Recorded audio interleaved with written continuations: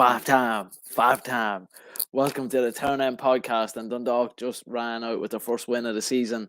5-0 winners over St. Pat's. Joining me to discuss it is Gally, and a little bit later we'll have Chris Clark. How's it going, Gally?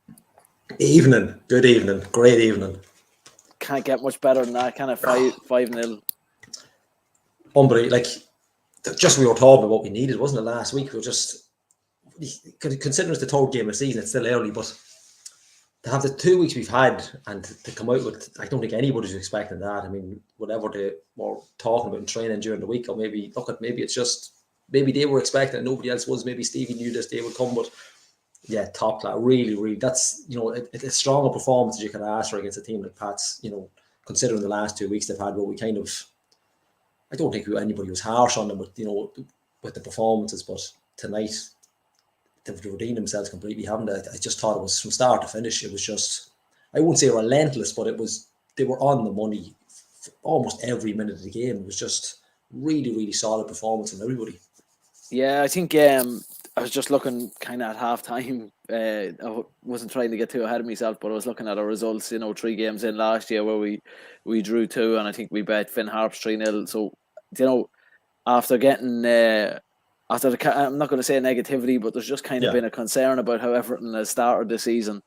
To only be a point off where we are is not a bad return, considering we probably have a tougher opening round of or opening couple of games than we did 12 months ago. So, look, for me, I think it's a very, very good performance. I mean, St. Pat's probably weren't at their best, but we have to give Dundalk absolute credit. And Stephen O'Donnell's come in for a bit of criticism, I feel like, over the last couple of weeks as well. Yeah. And I think he got his game plan absolutely spot on tonight, didn't he? He made a couple of big calls in the starting lineup. We made 4 changes. We'll talk obviously about the new lads a little bit later on. It was a phenomenal. As I say, I think he's just kind of he's earned his money tonight, hasn't he, with the way he set us up? Yeah, and I think, look, we spoke last week about, even something like Archie Davis. We spoke about fullbacks, and we were waiting on injuries to return, injured players to return, and you see a player like Darragh Leahy come back in tonight, and even though we'd mentioned earlier in our chat that there was 4 changes, a few eyebrows might have been raised that maybe Tulloch coming straight in from the start.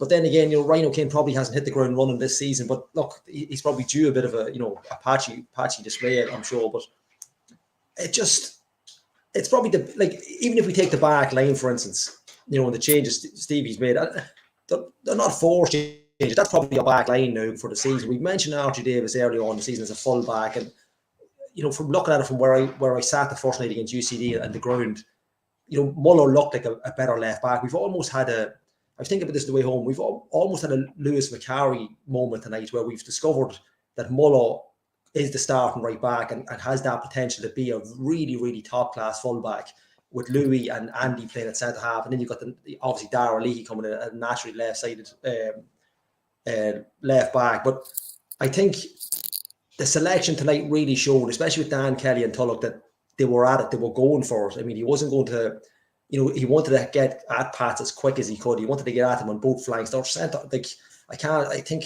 number 5 for Pats, Skrawowski.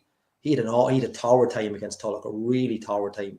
Even Lee Desmond, really struggled. Look, when if you wanted to sum up a game, I remember when Rover signed Jack Byrne, and one of his first games at Oriel, he was almost non-existent. I'm open to correction, but I don't remember Chris Forrester having any impact on the match whatsoever. And I just think that's a credit to if you look at even the likes of Johannes playing in the centre of the park with Sloggett, and Mali was allowed to kind of meander forward, it changed the whole dynamic of the game. Mali played a bit deeper against UCD and Bowes, and you kind of knew it wasn't really his forte. But that midfield tonight, obviously you got Robbie Benson to come back in, but that the selection was on the money. We spoke about Stevie's decision not to play John Martin last week, but you're not going to argue with it tonight. Dan Kelly came in and absolutely ran riot. I mean, you could see that he was itching to go. I'd seen his interview with Gav earlier in the day as well about being back on the pitch, and they were just so up for tonight. It was frightening. I just thought it was really solid. Look, we'll go into individual performance, but selection, there's not. I don't think you're going to get a better lineup at the minute than what we started tonight with. I really don't, especially in particular at the back. I don't. I think that's our back four now for the season, provided the form stays and they stay injury free. Yeah, I think now is a good time just because it seems like the comments are rolling in to just let everyone know, give us your man of the match nominations. There's a load of them in there already. You always know it's a good night when the comments start with their man of the matches, and there's a few different names being bandied about, which is great. I suppose, I think for me, where I felt the game was won, and I know from the lads even on commentary, there was a little bit of frustration kind of after the 2 goals went in the first half, that we kind of dropped back a little bit deeper. But I thought, as I say, trying to look at it tactically and trying to look at it with my coach's hat on, it seemed as if Stevie was happy in the middle third of the pitch to let Pats have it at that point, but any time the ball went to Odamosu or Tanya their back line, Dundalk were setting little traps for them every time. They were kind of pressing them to go one side, and they were kind of forcing them, to kind of make rash decisions, which fell in our favour, obviously. And then we let them have it in the middle of the park. Yeah. As soon as they got the ball into our defensive third of the pitch, we just seemed to have so many bodies. And I think Flano might have said it on commentary earlier that it was just this wall of white, and it just seemed like that. And you were just mentioning Forrester, where I felt like they were happy enough, as I say, in that middle third to let him have the ball. And for me, taking maybe Rovers out of the equation, I think Pats probably have some of the best attacking players in the league, with Jake Mulroney and Owen Doyle, Mark Doyle as well. So I think they have a very strong forward line, and I think just having 5-6 players at the back every time just frustrated the life out of them. It didn't make for pretty viewing at times, where we were just kind of getting rid of it because we had so many players back. But as I say, I just can't fault the kind of game plan that Stevie had, and when you look at a result like that, I think it was just it kind of sums it up, doesn't it?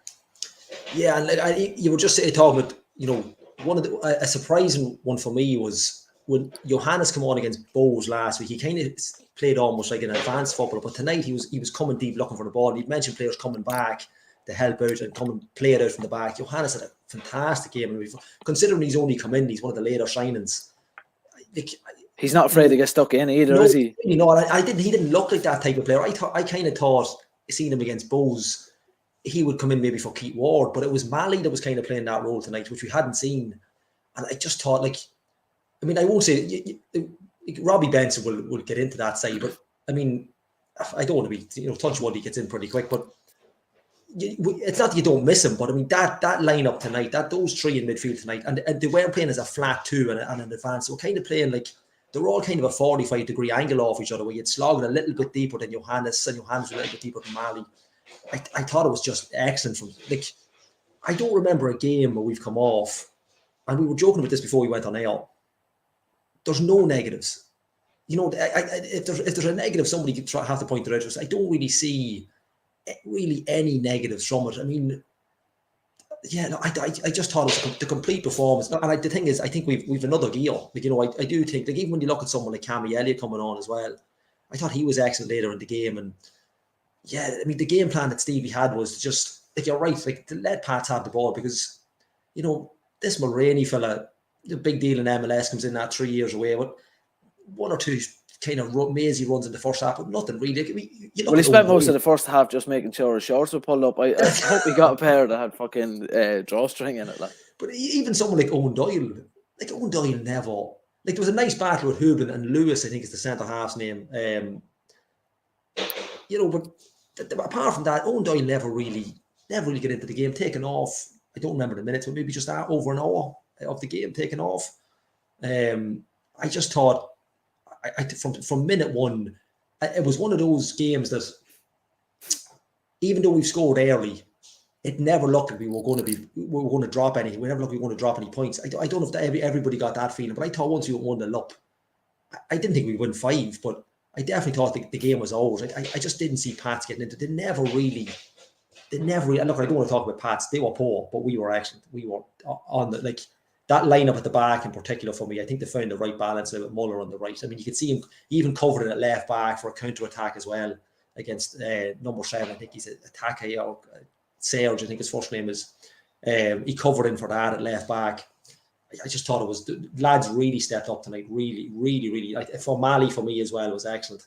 I just thought we up another gear tonight, and that was badly because it was one of those results that we said, it was one of those games. Sorry, we said last week. It's a really big game. Even though we're only 3 games in against Pats, the connection there with Pats and the managers, and I just thought it was the powerful result against the powerful team at Oriel Park. Really was. Yeah, no, it's funny you mentioned Pats being poor tonight, and they were, and there's no kind of taking away from that, but we have to look at our own performance because against UCD we were told we didn't beat a poor UCD team. We didn't beat a poor Bows team last week. We're up against a poor team, so not every team we're playing against is poor. You know what I mean? So we have to give credit where it's due, and I think for tonight there was probably as much pressure on the lads as there has been in bigger games and different seasons, but I think there was a little bit of pressure on the team to perform tonight, and I think they really did. And as I say, after the goal, I had heard, on the commentary, they were talking a little bit about how we let Pats have it, but I think they were happy to let Pats have it because it just gave us that opportunity to get ourselves set up at the back. And it was just, for me, as I say, for me, I just thought that Stevie done a really good job. And I suppose, we might as well talk through the goals. There was some smart play by the lads to get the free kicks, wasn't there, in the first half for those first 2 goals? Yeah, really. And what I found not funny, I don't again, maybe it's just me watching the match. I thought Pats were stupid enough every single time to keep fouling the boys. They knew what they were going to get. They knew what was coming. I think we often hammer referees. I thought the referee had a good game. Nothing really in it until probably later on in the second half. But Pats kept falling for every single time. The boys kept at them, kept fouling them. And even if we take the free kick for the first goal, I don't want to be overly critical of the goalkeeper, but like I said in our chat, I actually thought all of our players were offside. They had that much space. I don't know what their training regime is for defending free kicks, but I wouldn't expect that all. Even on the 15s game tomorrow, the girls, if they'd done that tomorrow, I'd hammer them. They left them in just an acres of space. I actually thought it was offside. I couldn't believe the space he had. The keeper tonight, look, all the Moosers, he's a cracking couple of seasons. I think he just had a really poor night at the races tonight. I think for the goal in particular, first goal, considering the space Pat could have took it down, took a touch and buried in the net with his feet rather than the header. It just seemed to be in slow motion for him. But his defenders didn't help him out. But if we had got more free kicks in or in the box, we probably could have scored 3 or 4. They were really, really poor from set pieces tonight. Really poor. I thought we just gave them a torrid time all over the park, but they kept falling for it. They kept falling for the free kicks. We kept taking our chances. Even if you look at our fullbacks, I don't know if I haven't watched the Pats lineup. I haven't seen any of the highlights over the season, but if the lads can get at them like that, and there's probably quicker wingers in the league than what we have. Maybe not better tactically, but they're going to be caught at every single time. But if we're talking about Pats falling for stuff and fouling, the defense tonight was really, really poor. Really, really poor. I don't think. I don't know if if it's a second or third goal that the Pat's goalkeeper just kind of palms it into Tulloch's path, and he's had a really poor night. But look at the pressure of Danny Kelly running at you all night with Tulloch on the other end probably doesn't help. But look, it's their losses all gain, and I don't think I've come on to this podcast in a long time and just been just positive central all the way. Yeah. I feel like Steph McKevitt back in the day. Well, we need a bit of positivity, so it's great to reference the main man Steph, as I think one of our other podcasters have commented there. But no, I think, Gally, you kind of hit on the set pieces and how good they were tonight. And again, I think when things haven't been going our way the last couple of weeks, we referenced it 2 weeks ago that against UCD, we were trying new things with our set pieces and they just didn't come off. And I've listened to some other podcasts that said maybe we should just stick to the tried and tested stuff, but even when you look at that second goal, when you look at Louis Ainsley's goal where the ball ended up going out in the wider area and the cross came back in, it just, as you say, it just completely threw Pats off. And I don't know if that was necessarily down to them being poor or just they're expecting the ball just to be lumped in the box straight away, you know what I mean? And there was no one free. And I noticed that with a couple of corners where you're thinking to yourself, just fucking put it in the box. And the next thing, the ball was played kind of back almost to the halfway line and it was drawing the Pats players out and creating a load of space. So there is times where we're going to want that ball just pumped into the box, but I Yeah. think some of these set piece routines just seem to be unnerving. Like it almost worked against UCD. There was one or two against Bows where it nearly worked, and it was great tonight that those first two goals came from set pieces that were a little bit unorthodox compared to what we were used to seeing. So it was just I think that was great. I suppose there's been a little bit of talk, obviously, about Pat Hoobin the last couple of weeks that he's played deeper and deeper. He hasn't been able to get in the box. I thought today having two players with that kind of pace alongside him when we're playing the ball on the ground a little bit more, his layoffs, his play with his back to goal tonight was excellent, wasn't it? It was some of the best kind of we've seen from Pat this season. Yeah, he was.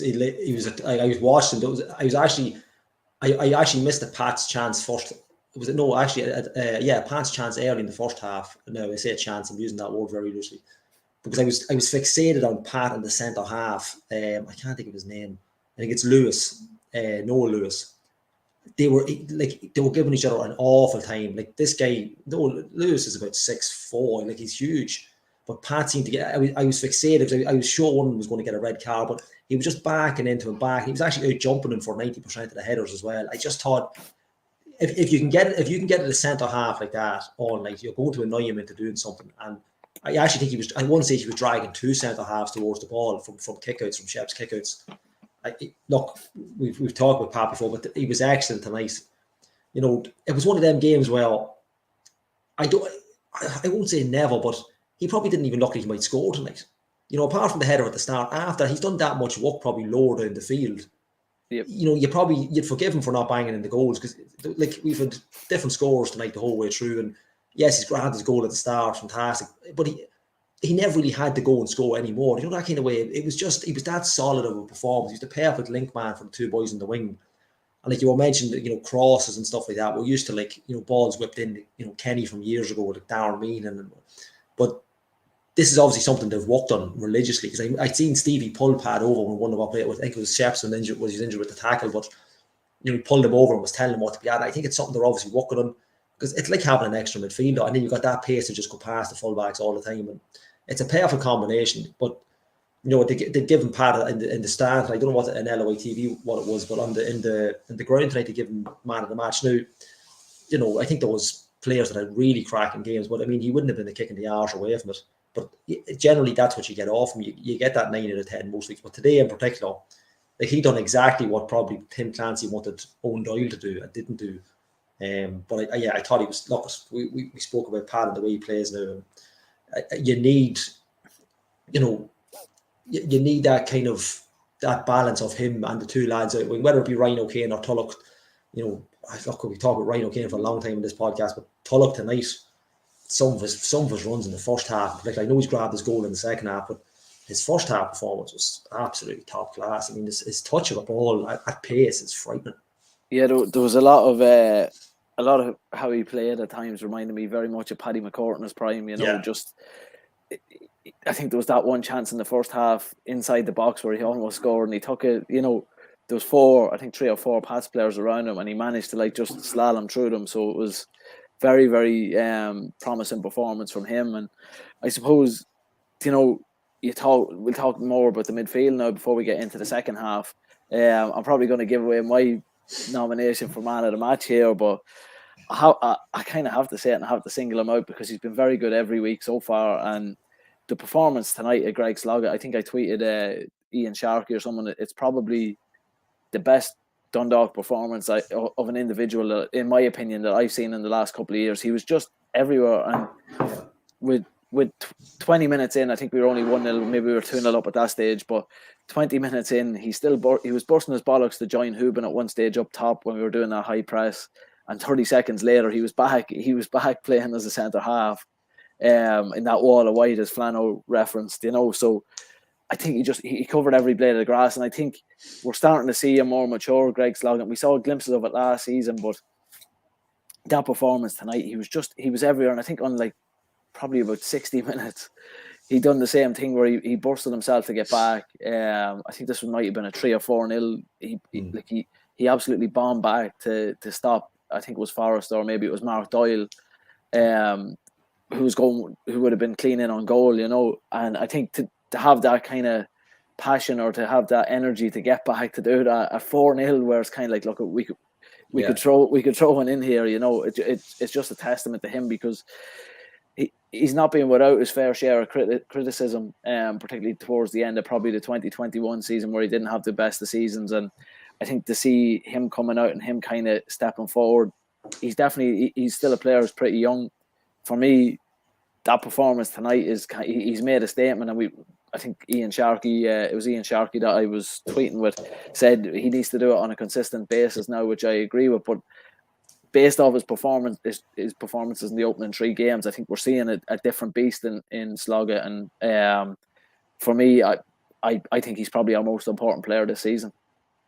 Yeah, they took the words out of him. Like he's now vital. I mean, you know, I remember when he signed for Dundalk and we were getting that kind of playmaker. He was at UCD. And I remember a pre-season game at UCD a couple of years ago. It was UCD in Oriel Park, and he ran the game. UCD might have been first division at the time. And then he went to Derry, and I thought, you know, the clubs have missed out here. I know we had a cracking team at the time, but you know, when we signed him, I knew people kind of expected the type of player you're going to get. It was almost like what's the word? Probably like a silky midfielder. But now he's I don't know what he's eating for breakfast or what he's having for that. But this strength, whatever they're doing up there, strength, he's a different animal. Like his fitness levels, I tell you what's actually gone up. His pace. I never really had him down as a pacey player. Yeah, he's quick. I mean, tonight, look, we spoke with him last year. He probably got more man of the matches last year than anybody. You know, more pizza were given out in Greg Slogga's name last year than anybody else. Probably Chefs was right up there as well. But yeah, like you're right. You probably are right to say that he's a player now. If you go through the squad, with the exception of maybe the goalkeeper, and even then we've got a decent backup, you probably can't do without someone like that. You know, like, you know, Pat Hooban, you know, yeah, like, I mean, you probably can't. You probably nailed it there. Like, he is probably the most important player we have now at the minute, because there's nobody probably that can do what he does the way he does it, if that makes sense. I mean, yeah, we've got midfielders, but you know, to get the game by the scruff of the neck, and I just think, you know, and someone to put in a tackle, whereas you might have got that tackle off him a couple of years ago. I don't know if that's just the Stevie O'Donnell influence, you know, he would have played and how he can rub off on people. But look, Greg, I mean, I don't think it's any coincidence we started sponsoring him last year. I know he's in the form of his life. I don't think that's any coincidence either. But he is a different beast. Yeah, he is a different animal for what he's a lot more of a complete footballer. I would have had him down. I mentioned multiple times last year. I would have had him down as kind of a Michael Carrick.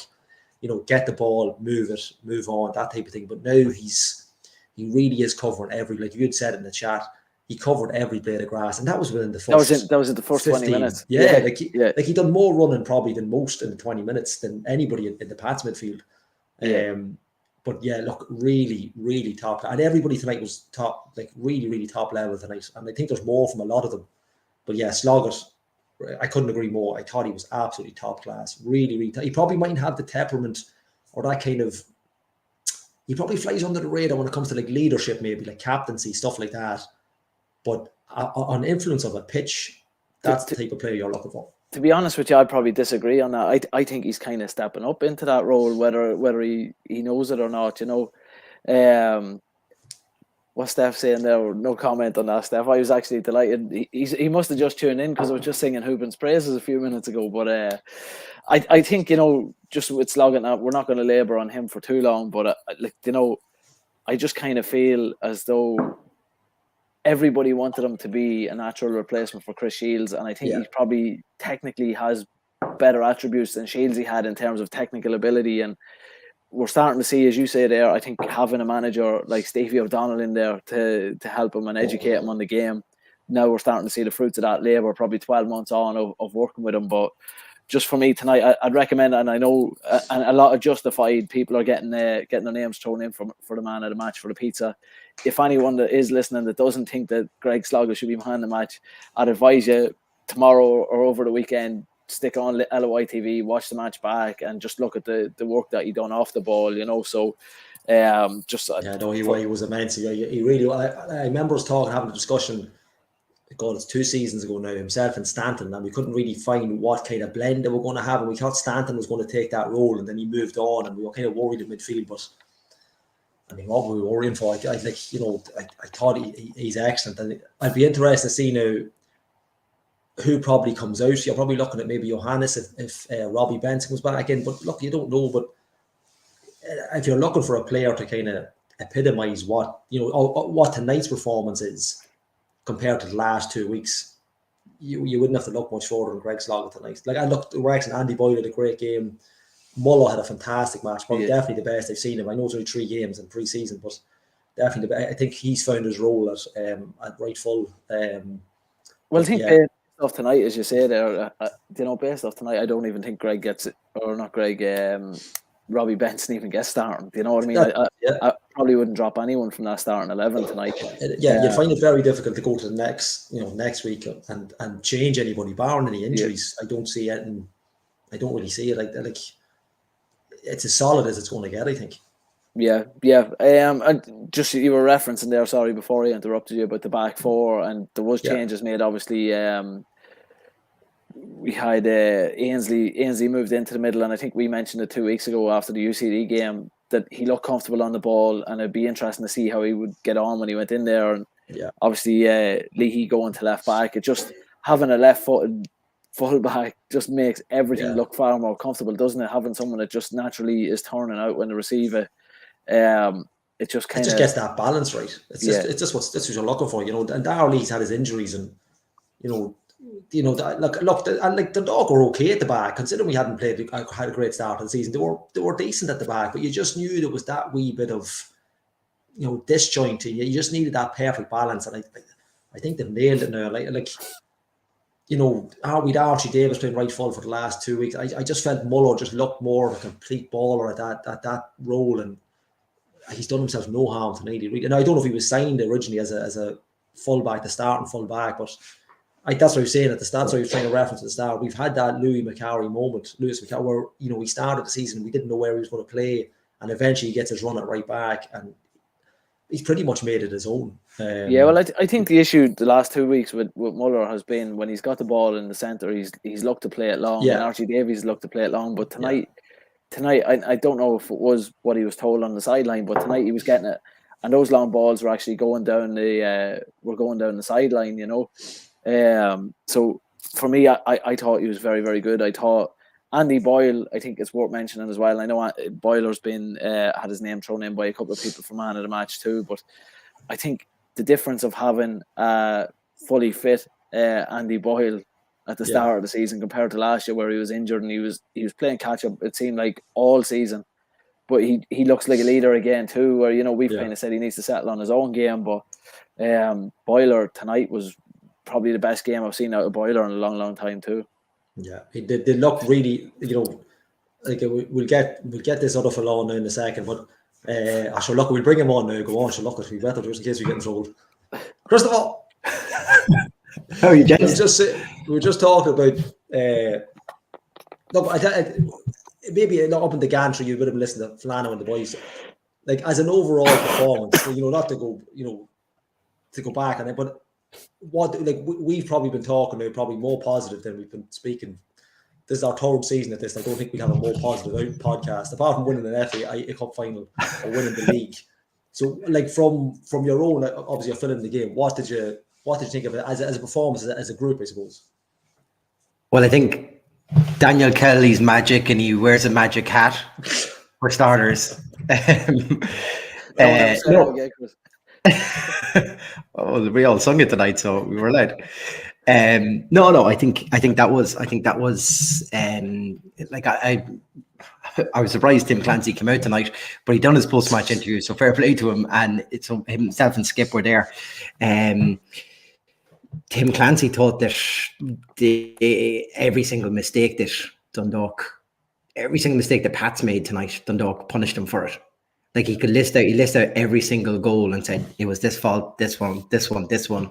Like he said, it was just a litany of errors every single time, and Dundalk punished it. So we've probably watched over, the past 2 games, and opportunities come, and we haven't grasped it. We've watched Bowes put us under a bit of pressure up in Dalymount last week, and we just couldn't match it.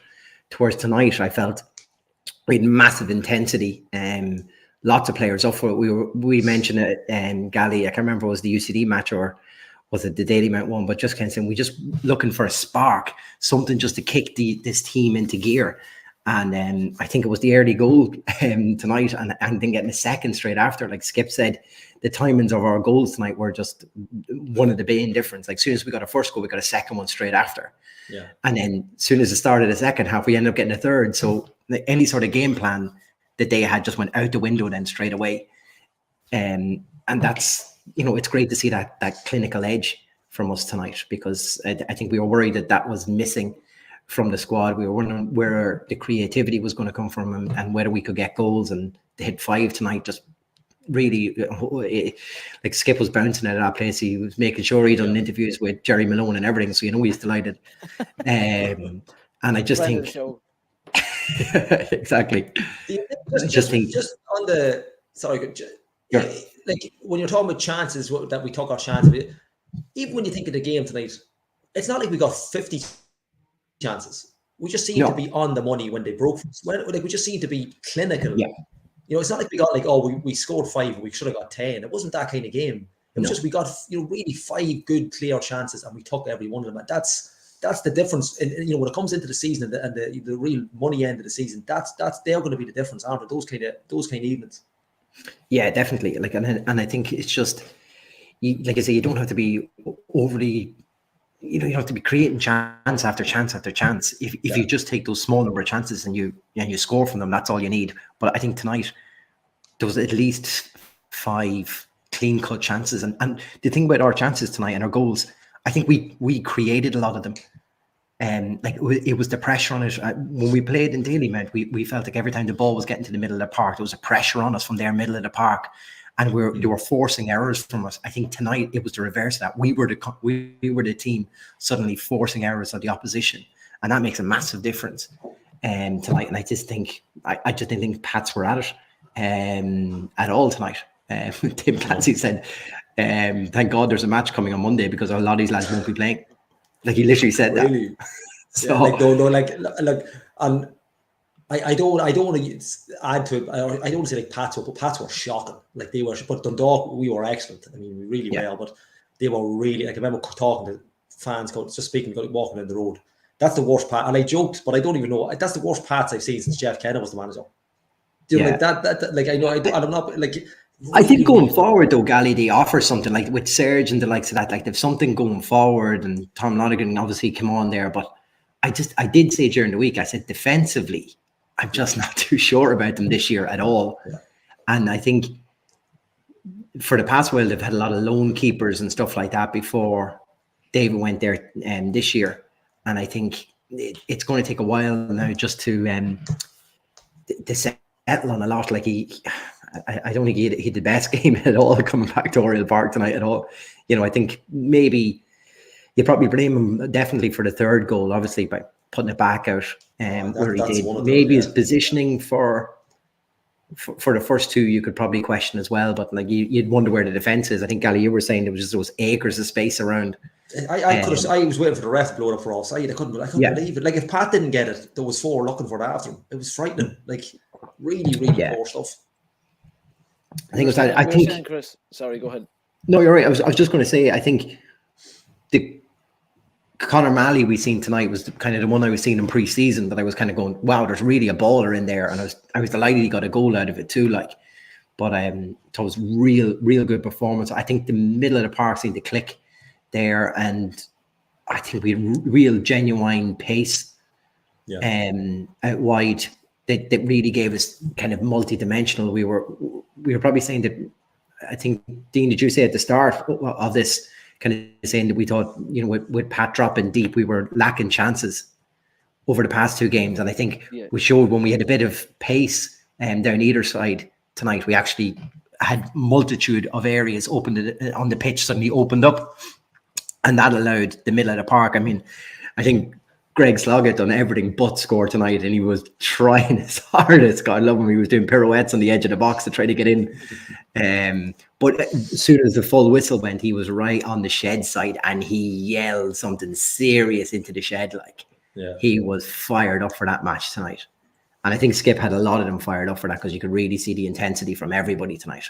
Yeah. Yeah, well, we mentioned earlier, Chris, that there seemed to be a pressure 3 games in, like the kind of we had to get a result. And I see Darren Meehan commenting in there. I think Darren's a big motivator for the team in the result tonight. I think all his tweets. But I was saying earlier, I feel like Skip got the game plan, he got it spot on, didn't he? And it's great when you watch it on telly because you can see, you kind of have that bird's eye kind of view of it where the press was relentless. Like, Pat's were poor, and we've referenced that.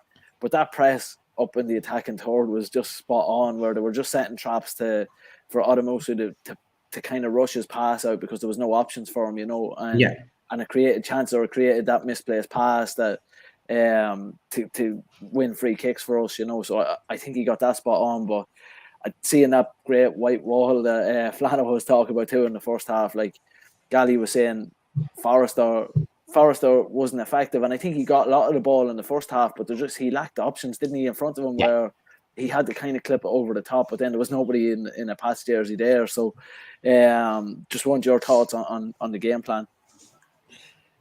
I was just surprised. Like you mentioned, clearly the tactic of putting under pressure and passes going out of play then was something that we worked on, because it just happened over and over again. We just kept rushing them, like I said, into passes, and then they just trickle out over the line and we get a throw in for it.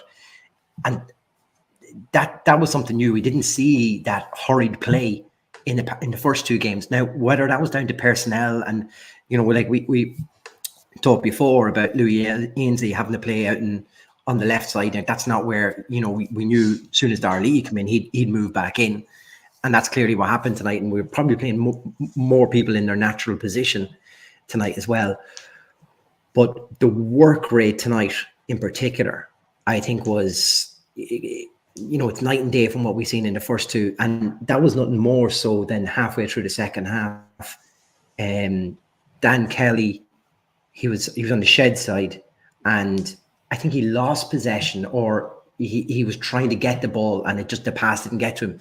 And he chased it all the way back nearly into the corner, and it was either a free kick or a throw in out of it. And they're all turning around and patting him and yelling at him, and to say, "Well done, Dickie," and this and that, And I just thought, clearly they've all got this drilled into each other now. They had to give the extra tonight, and that commitment and that, just drive to get on the ball and force Pats into making mistakes. And we've done that over and over again. Like I say, when you start putting pressure onto their players, like Chris Forrester, who's seriously talented footballer, but when he couldn't pick a pass out, you had to have got your tactics absolutely nailed today. And I think Skip definitely did that. Well, that's the thing. Like, I think a lot of teams, when they see or they hear the name Chris Forrester, they put 1 man, they put 2 men on him.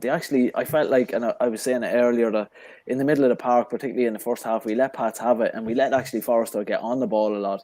And we just made sure that he didn't have that option going forward, which is interesting, and I'm sure Stephen O'Donnell, as the former assistant coach, head coach of St. Pat's, whatever his title was back there, he knows how he plays. He came back under Skip. So I just thought, I just think for me it was a bit of a tactical A+ from Skip tonight, wasn't it? Yeah, I think the fans really enjoyed it. Also, just getting one over. The players looked like they enjoyed it too, though, didn't they? They were fired up. The players in the second half just looked like they were having the time of their life too, which is something we didn't see the last 2 weeks. There was actually a moment in the second half where Louis and Tulloch had both jumped in the air to block down a kick. I think it might have been from Forrester, or maybe I can't remember, but they had just grabbed each other afterwards, right under the dugout, and the nose of Stevie O'Donnell. The 2 of them had jumped for the ball, and he could actually hit both of them at one stage and out for a throw. And it was just that. This was maybe 5 or 6 minutes into the second half, but it was just that kind of, like Chris was saying, that one to win. Like you're always worried when you take players in. You get 8 signings, and they're coming from different areas and from overseas and England. You're always worried about that gelling over the first couple of days, because remember, we've only made 3 signings. What are we talking? 10 days ago. Yeah, and they've come on tonight and they've appeared, and 2 of them have started tonight. So you're always worried about that gel. But I think tonight, if they haven't bonded after tonight, and tonight's a real. I know we're 3 games in, but it could be the real, match for the fuse for the season. I think that our season's probably kickstarted tonight, hasn't it? Not to sound cliche, but I think now we've gotten, obviously, look, next week we could be sitting here next week and we might even turn on the computers and do a podcast. But I think that's a real kickstart now for the season. That's kind of what we needed after the first two games. Yeah, and I think what was great is, between the lines, despite being 4 up, Stevie O'Donnell was still jumping up and down. He was giving instructions, and look, as a manager, that's what you want. Despite the scoreline, he was fired up. It translated onto the pitch, and it translated in the stands for the little bit that I could hear. It seemed like it translated into the stands, Chris. The mics were on, pal. That's all I can say. Turn up your telly next time. Yeah, look, I think that's it. Like, I think just the fire that was in Skip just came out onto the pitch, and all the players, clearly it's something that's been drilled all week long. And do you know, I was thinking about it before the match. I actually thought, geez, if we could pick up a win here, because last year we started with 2 draws. Draw at home to Derry, a draw away, 2-2 draw away to followed up another 2-2 draw away to Bows.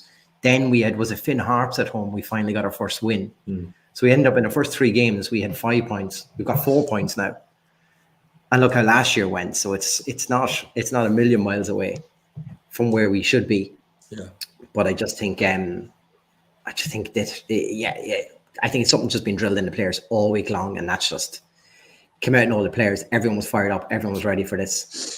And Skip badly needed that win. I'm glad we got it. Yeah, no, it's great, and it all roads lead to a positive weekend. Getting ready for Shells, right? Yeah, it is. The Monday night's going to be a real and the good thing about Monday night is, I don't know if they take the breaks off and they can relax and maybe, they'll love to go out and play, but I mean, they'll have the right. There's no doubt they'll have the right on next Friday. It won't be just on the Monday. But I think the good thing about tonight is any players looking to get in will have a little bit of a wake-up call, because, Pinky, you'd mentioned the midfield, and, we've Robbie to come back in. But like you'd said, it's not would he get back in. Of course, Robbie Benson gets into that team, but that midfield tonight, now I don't know who, it's going to be a different lineup from Monday night. We don't know how many of those will play again, but it really just it gives us that option that if things weren't going so well in the league, you might have to put a full team out Monday night. Do you know what I mean? Just to kind of say, right, lads, we need to practice this, we need to get this in gear. But the fact that we've had a cracking game tonight allows for a few more changes on the Monday night. So all ready for Shelbourne. But look, we probably hammer them. We think about Derry for next week, it'd be grand. Yeah. Well, look, they won at Bows tonight, did they? Or Bows, they were playing in Talca, weren't they? Yes, they won 1-0, yeah. It was the home of Bows tonight, wasn't it, Talca? Was there, so I suppose, look, a great match, great result. We didn't even get talking about the subs in the second half or anything like that, but it was, I just think overall it was top performance, wasn't it? Yeah, look, and that's exactly what Gally just said. That's what we needed going into this, especially Friday, Monday, because if you can get a win, that momentum just carries you into the next one as well. Because if after having our 2 poor results, let's say, from our first 2 games, if we didn't get this win, it makes Monday, the pressure would have just kept ramping up. And I think then it starts playing in everyone's minds and players' heads and stuff like that after.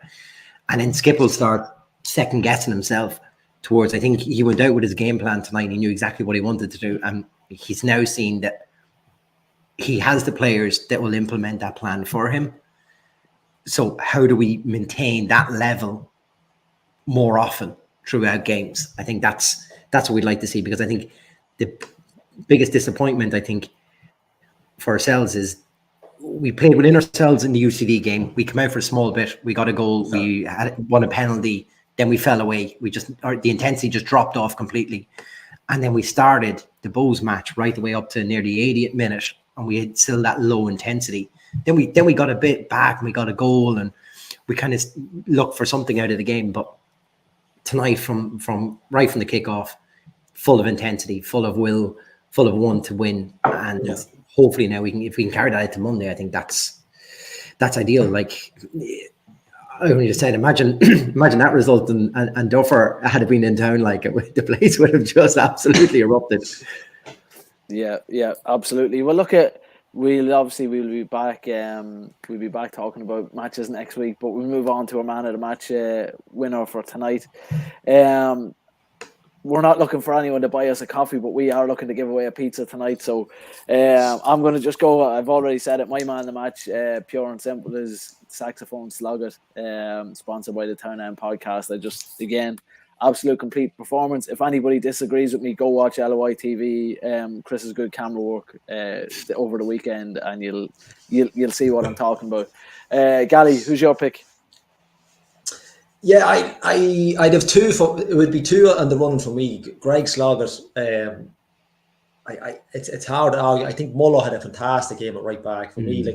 Like I'd said earlier on, I think we've had that Lewis McCarry moment where he's finally taken. Look, things might change. I don't see him change from right back. I don't see Archie Davis getting in when that performance is that good. I just think Mullo was outstanding tonight, but it's really look. There's been fantastic. Tulloch's had a great game as well, but I don't see any argument with Pingu on the slog. I just can't. I don't think he even has played a better game than that, and he's had some cracking performance. Like I was saying earlier, Chris, we've probably given away more pizzas off the back of Greg Sloggett's name last season than any other player. And I think, I find it. I know there's only three of us tonight, so that it doesn't really matter what your opinion is, Chris. But I don't we get it anyway. But I have to go for Greg Sloggett. Yeah, it's probably the easiest. It's not the easiest man of the match, but even though there's two fantastic footballers, I think Sloggett for what his work ethic was just. It's ridiculous his fitness levels. But yeah, for me, Gregory Town and Sloggett. Chris, you're going to pick Sloggett too, right? Yeah, well, I don't need to do anything anyway, do I? Chris is going to try and play devil's advocate here now and try and get somebody else going. I don't think there's any point. Decisions made here. Yeah, no, look, I think the players that we mentioned, I think Conor O'Malley probably had one of his best, most competitive games for us, topped it off with a goal as well. Tulloch, I thought, immense game.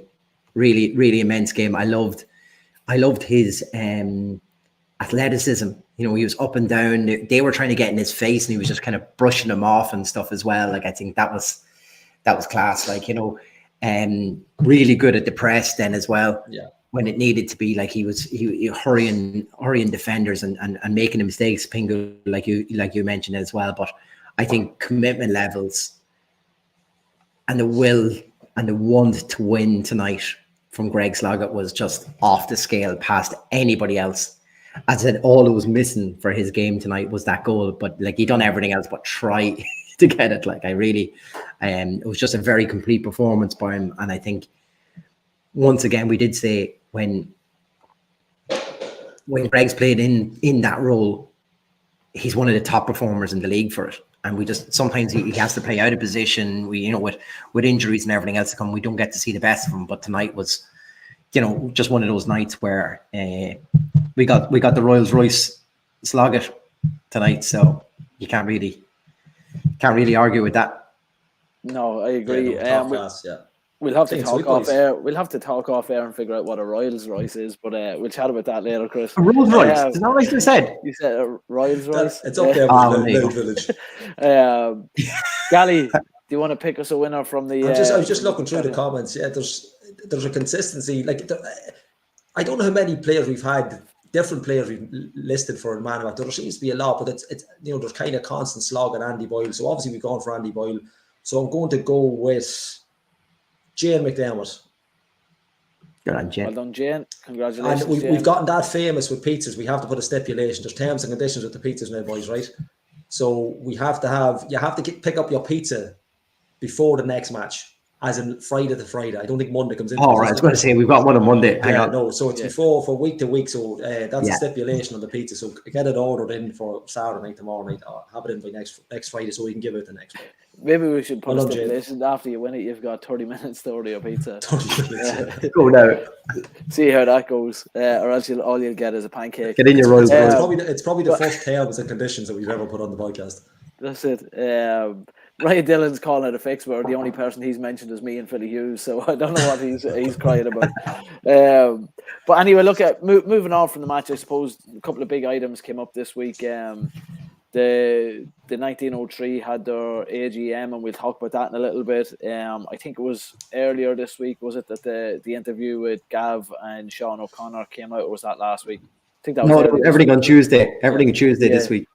And obviously they all these things kind of tie in together, where there was also the announcement, was it today or yesterday, the Sligo Rovers are obviously working towards and have their plans to extend the ground. So we just kind of wanted to take the end of the podcast tonight to a little bit of time to discuss that, because I see Dundalk fans already are saying, you know, are we going to be the club? And Jay McKeown put out a pretty good tweet actually last night asking, are we going to be the club that's left behind, where all these clubs have plans in place, they've got support from local councils, they've got investors that are helping with it, and it's something that probably needs a broader discussion, isn't it? And needs to be discussed by supporters, whether that be through the 1903, through our podcast.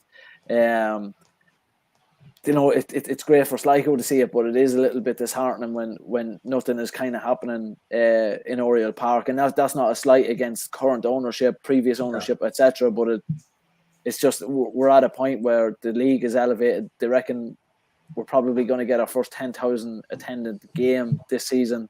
They're hoping to have over 1 million people attend League of Ireland games this season, and now and Oriel Park looks the exact same as it did 13 years ago, apart from the puddle behind the goals is now gone. You know what I mean? So I think there's a big discussion to have. So I just kind of want to throw this open to you, and if anybody wants to comment in their thoughts on it as well. I think it's a very important topic, and it's something that I reckon it's not going to be the only episode this season that we'll be kind of discussing it. No, I think it's the elephant in the room when it comes to the Dundalk Football Club. It has been for years, and maybe not so much in the noughties when it was first division, but you know, Niall, I think it was Niall Chris that was on. God, was that last week? That midnight run? Was that on last week? Or late night podcast, like Baywatch nights? It was Niall had said, you know, it's that kind of with the success we've had, and it's not that we've nothing to show for it. We've trophies, look at it. We've leagues, we've cups, we've European ones, but we've no structure to show for it. And when you see clubs like Sligo Rovers, a similar setup to ourselves, similar kind of fan base, I suppose. I think Kenneth had mentioned, even we spoke to Kenneth Sloan from the Men Who Save Football podcast after the 1903 meeting the other night. He mentioned Sligo and how they kind of merchandise and, you know, Connacht Rugby, all this kind of stuff. But when you go to a 1903 meeting the other night, and it's not the lads' fault, but when you've got 270 members, and then they want to, you know, there's discussion of fan-owned stuff, and only 30 people turn up for a meeting, it's not a great look. I mean, you know, the 1903 lads have worked their ass off. They've given plenty of notice of a meeting. I understand people are busy, but it's very difficult. I think actually it'd be very difficult for the dog to go fan-owned if that came down the road and we had to come along and say, right, let's get the stadium on the go ourselves. I think it actually could be very difficult for it, because people talk a good game, but when it comes to getting involved, I just don't know. We do have the people. I just don't know whether they're willing to put their name into it. You know, like I was annoyed for the lads the other night, all the work that gone into it, and you know, when you've got something as good as the 1903, and there's so little. Look, I get it's a Tuesday night, but it's not like they organised them, you know, at a drop of a hat. It was weeks in advance. And I just think, for me, it was disappointing. And maybe Chris, you were there. Yep. You know, other podcasts were there, journalists were there. Maybe they felt different, but I just felt there was, you know, if we call a meeting tomorrow night about a fan-owned club, how many people will turn up? I don't know. You know, I think the problem is, and Gally, you'll remember this. We were joking about it in the group chat earlier in the week that, you know, when we had the Lily White Supporters Club after the club won the league in 2014, I think our opening night we probably had close to 100 people in McGuinness's. You know, I think the bar and the lounge was completely packed for that. Yeah. And then we had a meeting about, what was it, about 3 or 4 months later, and there was 3 people at it, and that wasn't even the full and 3 of them were on the committee. The rest of the committee couldn't even attend it, you know. Yeah. And the fear I have with this is obviously, as you say, there's 261 members or It was 200? 269. I think 259 they're at now, Chris. Is it? I think it was 269 Something like as of that, the yeah. other night. Yeah. There's 269 attending the 1903 the 1903's AGM, and like we spoke about this last year, we spoke about it even in 2021 when Peak Six were here. There's an opportunity for the fans to have a say in how a club is ran, but are the owners, maybe not the owners, but is Dundalk FC going to take seriously a group where only 30 people show up? And that's no slight on the people within the 1903. I think as a supporter, as a supporter of Dundalk Football Club, I think we all need to do better. Where you look at Oriel Park tonight, there's almost 3,500 people in attendance. How does a supporters club not have 1,000 members at the very minimum? Do you know what I mean? Like, there's on average, there's about 2,000 Dundalk fans would attend the majority of games throughout the season. How is there not close to 1,000 people being in that? And that took me aback when I heard there was only 260 odd members of the 1903. That there wasn't more than that, you know. And I think that's something that it kind of happened at the end of the Peak Six era, where the fans all got together and announced their displeasure. Yeah. Now we've got owners in that are locally based, but we still want them to give us the Peak Six money. Do you know what I mean? And that money's not there. So anything that needs to be done for the club, and if the supporters want to have that input, like, we have to be taken seriously as a supporter, as a group of supporters. And I'm not just saying that's the 1903. I just mean in the wider scope of things. Yeah. And for me, I just don't see it. I feel like there's a little bit of lackadaisicalness from supporters because we've had so much success over the last decade that there's I'm trying to phrase this in the right way because I don't want to offend too many people, but it's almost like there's an entitlement that we can just sit back, we can pay for our season tickets, pay for tickets to matches, pay for our merchandise, and everything else is going to take care of itself. But we still want a new ground that buying a jersey and a season ticket isn't going to fund, you know. And I'm not saying for a second that the club needs to, or supporters need to fund an improved Dundalk FC, Oriel Park, or a stadium on a greenfield site. But we have to be, you know, if we want to have a seat at that table, and when I say we, I mean the supporters in general, we have to be seen to be doing something. And unfortunately, only having that many members in the supporters club and only having 30 people show up, it's not a great look. And as I say, I just want to reference, because I know Frank is involved and Frank got a new role at the AGM. It's not the fault of the 1903 because they have done good work, but I think the complacency of our supporters is starting to show now, where Sligo have this model every year. They give away a car, they gave away a house a couple of years ago. They have this really, really good supporters model. Bowes, as much as it pains me to say it, have a really good supporters model, and they like to tell us about it as often as they can, so I don't want to talk too much about it. But for me, those two clubs don't have as passionate a supporters group as Dundalk Football Club. I think Dundalk, for me, has by far the most passionate group of fans in the country. But for whatever reason, there's a complacency there that we just don't want to put that to work. And I don't know what it is, and I don't know what the answer is. But for me, I just feel we probably as a group should be doing a little bit more to kind of push ground development, push whatever along, you know. There's my rant over.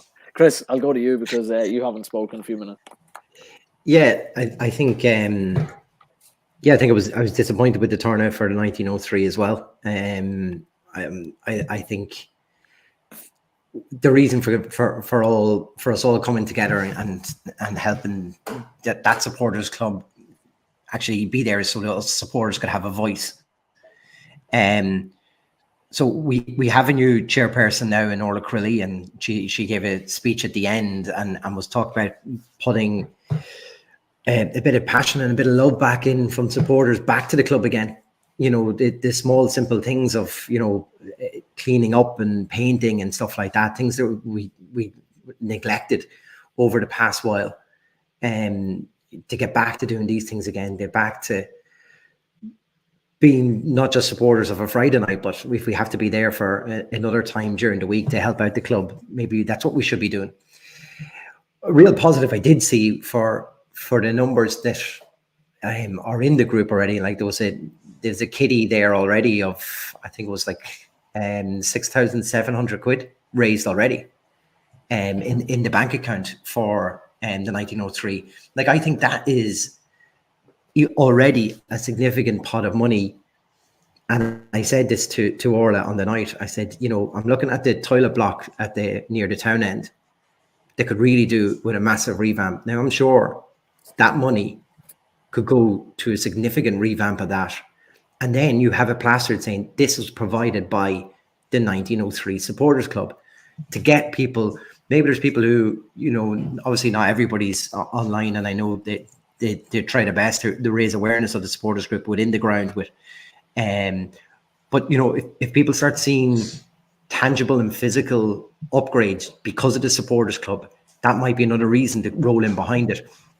I think it might just be one of those things where the more the supporters club does, maybe the more people that might get on board because they start seeing results from it. I think their hands have been tied in some of the things that they were trying to do already. And I see Frank's post there, and he's right. I think the supporters club has to be part of the solution. And I think if we could take individual smaller projects like that and reinvest the money from the supporters club into that to upgrade facilities, if that's what it needs to be, in Oriel Park. But I think the overall goal should be at all times to create a pot of money that we can go to the board and say, we want something to happen here and we actually have the money to do this. Yeah. Let's do it. Because as far as I'm aware, the agreement with the Casey family, they always have said that they're not against any refurbishment done to Oriel Park. So that's not a barrier. This could be a solution through the supporters club. Now, I don't want everything to... Sorry, I must have froze there. You all right there, Chris? Yeah, I think I've just frozen again. Yeah, you can keep chatting away and we can hear you. Right. Yeah. I just think that, you know, that's the key part in all of this, is using the supporters club as a tool to force the club into these upgrades. Like if the supporters club go and give a pot of money over and that's what ends up doing up a toilet block or something else, like how's that going to look on the owners? Yeah. Why do the supporters have to do it? We need to do something. We need to match something because they're doing it. And then it starts snowballing. Can others get involved? I think then the other part, and obviously Gav sat down for an interview with Sean that was released then on the same night. And, you know, when our chairman's saying that we're not a club who does fundraising, I was kind of taken a bit back by that, because I think we do need fundraising, because who else is going to pay for a lot of these upgrades? Who's going to pay for the upgrades? We have to fundraise for them, because it doesn't look like local government's going to come in behind us, because Louth County Council don't have that sort of money that Dublin Council have that we're seeing for upgrades, and Sligo Council obviously have that they can help with the upgrade over in the showgrounds. So the only way we're going to be able to get this if we have a massive pot of money, and possibly one of the only few ways that we're going to do that is fundraising.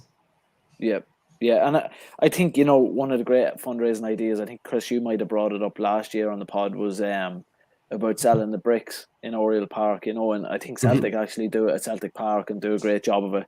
Wouldn't it be great if maybe that was something that the 1903 or a couple of supporters went to Dundalk and said, you know, there's this wall, if we went out and sold these bricks, could we do that? And if you get 1,000 fans to spend €100 for a brick to get redone or whatever, there's 10 grand in the kitty then straight away. Yeah. You know, I can say from a personal perspective, you know, we obviously ran the charity match for Charlie May when I was home last week.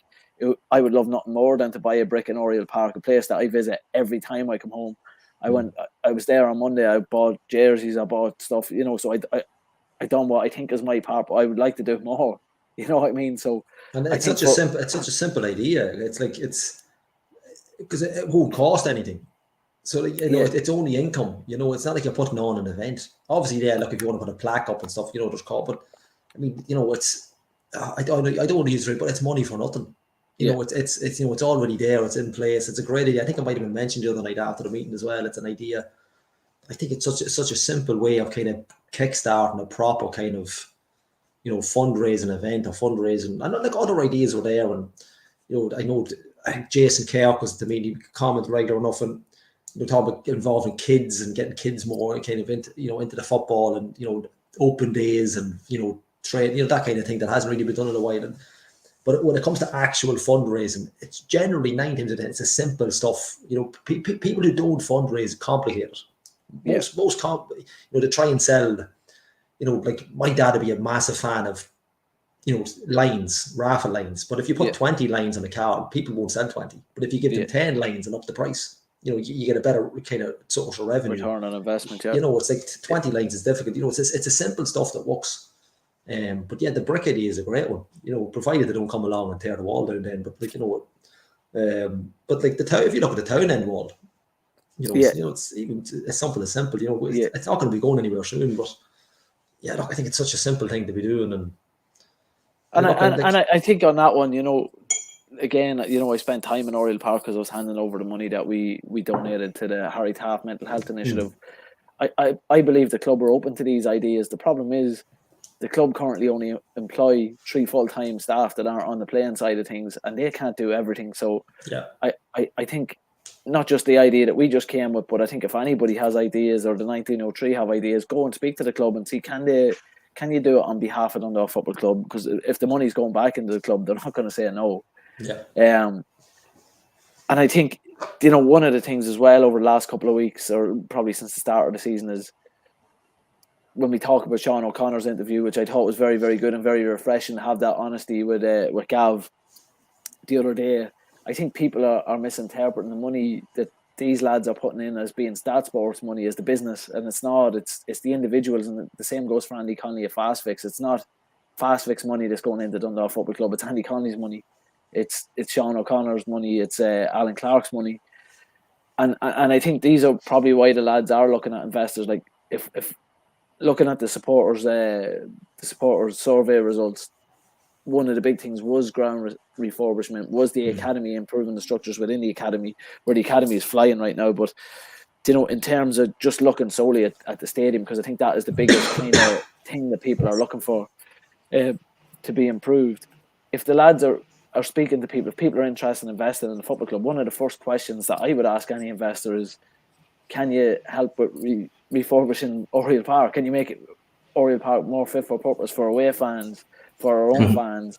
And that's a conversation that obviously needs to be had. And I know there's a lot of fans are resisting that because of what happened with the Peak 6 era, and that's completely understandable. But I don't think these lads are just going to let just anybody invest based off of what Sean was telling Gav the other day. I think he wants to, or the club want to have the right people that is willing to invest. And if someone does invest, they are going to want a stake. They are going to want a seat at the board in the boardroom for that, or a couple of seats in the boardroom, and we have to accept that. If as supporters we're not willing to step up and facilitate or help with that ourselves, you know what I mean? And that's unfortunately that's the harsh reality of where we're at the minute. Yeah, I think even I think the other thing though of actually having a plan of where we want to go. Like I'm just reading Jason Crawley's point there. Like we're not even at that point. It's not like we're saying we've got these plans drawn up and this is our ultimate goal. This is what we'd love to do. Unfortunately, our budget right now for that is at 0. So let's see how we get to that point. But we don't even have that.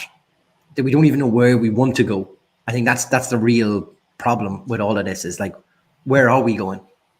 We just need a concrete plan. This is the new stadium we love in Oriel Park.